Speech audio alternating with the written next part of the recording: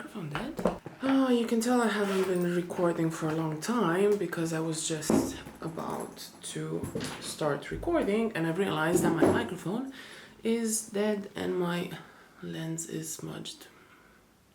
At least now you can see the difference. You can hear the difference between the camera microphone and versus when the microphone is on. I didn't have a lot of patience to let it finish. Man, one of the things I really regret is not buying a camera with a flip screen. Mine one just tilts, and next to the camera I have this setup with my phone on a Manfrotto stand, and thank God for these stands because this is what my camera is now on, and I just love how easy it is to move them around. But I do wish I didn't need to have this, and although it's quite an easy system to work with, then I also have a mirror next to me to sort of go behind the camera to check if I'm exposed correctly, because when I'm filming in S-Log, there's no indication or blinking on the app I'm using to see whether I'm overexposed or not. Can we just try to appreciate some sort of simplicity today? Okay, where's my coffee? I cannot work if my desk is not clean, and even now I just have like a couple of items on the table and they're still driving me crazy, but we said we're gonna talk about simple things now. I've been talking so much about life at sea and how to get jobs at sea and how it is to live at sea and the day in the life of and so on. And here I am on holidays, somehow between both worlds, somehow in both of them and somehow in neither of them.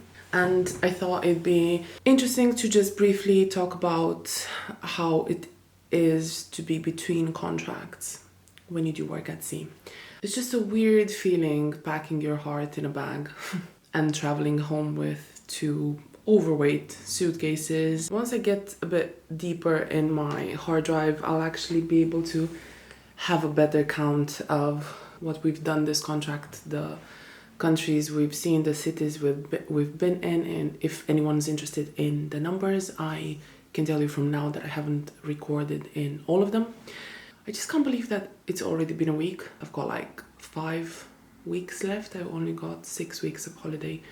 And it sounds little, but it's really not. And maybe this is one of the aspects worth discussing of when we're working at sea and the break in between contracts.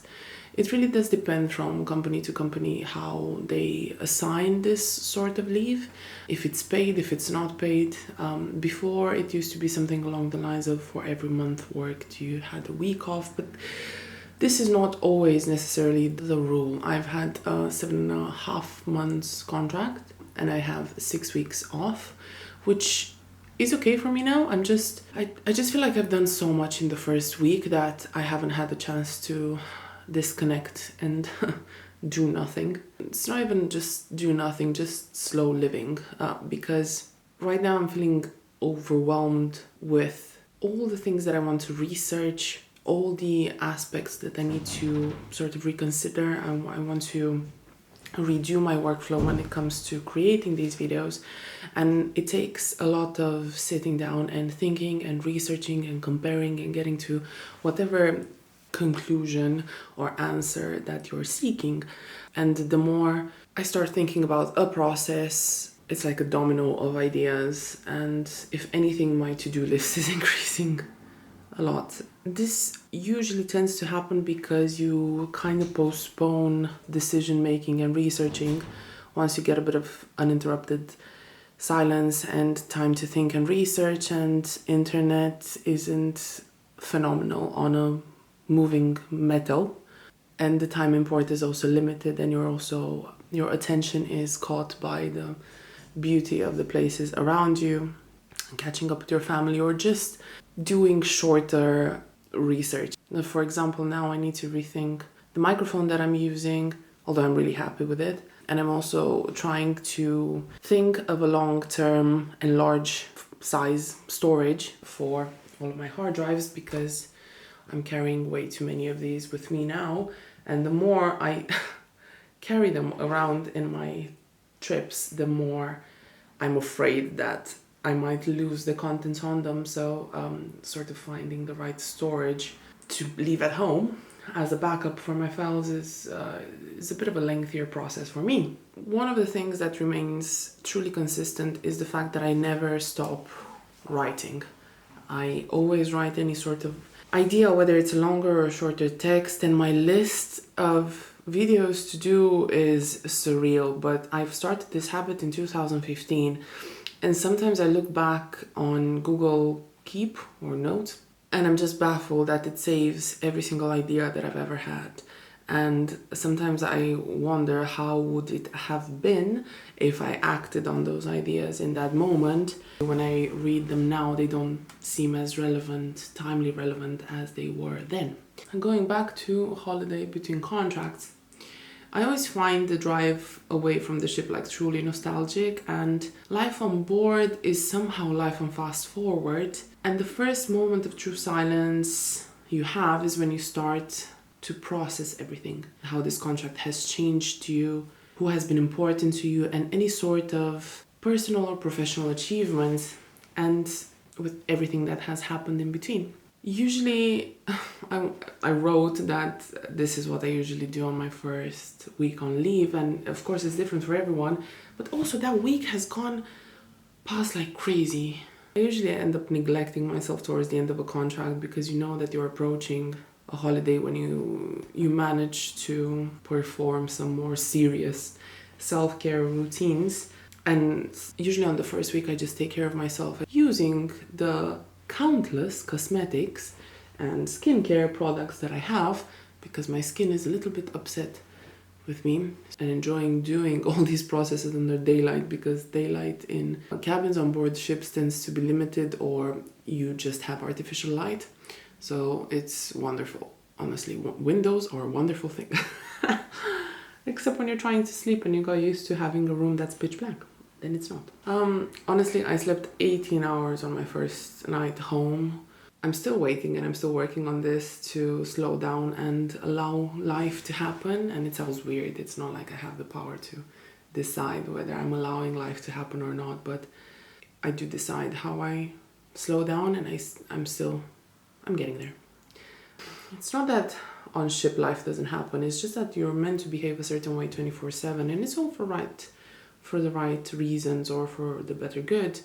You're only meant to drink a certain amount of alcohol. That's a really low quantity, because 24/7 you have a duty of safety and security in case anything goes wrong. It's almost as if you are on call the entire time. It's also a very scheduled environment. It's a bit of a 24/7. Your mind never fully rests. And if anything, you need to learn to perform in a way that's sustainable for 6 months so you don't reach burnout. But somehow you never fully disconnect. There are also a lot of little things that I enjoy on my leave, which is spending time out at night or in the evenings, because if we're in port, if we're on land, we sail away by, I don't know, 4, 5, 6, depending on the scheduled time we're spending in each port. So usually in the evening we're on board sailing and working. So just being able to have a walk at night has become something truly underestimated and something very special. One of the other things that always needs a lot of care and maintenance are all of the gadgets, to update all the softwares with a stable internet connection, and organize all the files that I've been recording throughout this contract, and eventually to organize them in a shareable manner for you to watch. And it's just, this is the place where my mind is buzzing the entire time, because I cannot wait to play around with ChatGPT and to reassess my workflow and to learn new things that I've been postponing, and to just slow down. But it's really funny how I'm talking about slowing down whilst expanding on my list of to-dos. So constant battle. What I'm glad that I've managed to do so well from the first week is meet up with so many friends and family. So that's something I'm really grateful for, that I've managed to see at least one of them a day. It's really beautiful that after traveling so much in the past 7.5 months, I get to truly enjoy being home. I'm not here thinking of all the places I want to go visit because I've got a short leave and I need to make the most of it. I can just come here and stop and enjoy the little things. I also think that on top of everything that I'm filling my head with, I also need to download and offload my mind, and creating and being here and just speaking in front of the camera, knowing that I'm going to create a video and edit and engage in this creative process is something that I truly need, because oftentimes my mind accumulates so much, so many ideas, and my notes keep extending, that I just feel like you've hit the acceleration to the max with your handbrake on, and all that I'm creating is a lot of smoke, a lot of noise, and feeling very close to blowing up. So yeah, this holiday begins to sound less and less of a holiday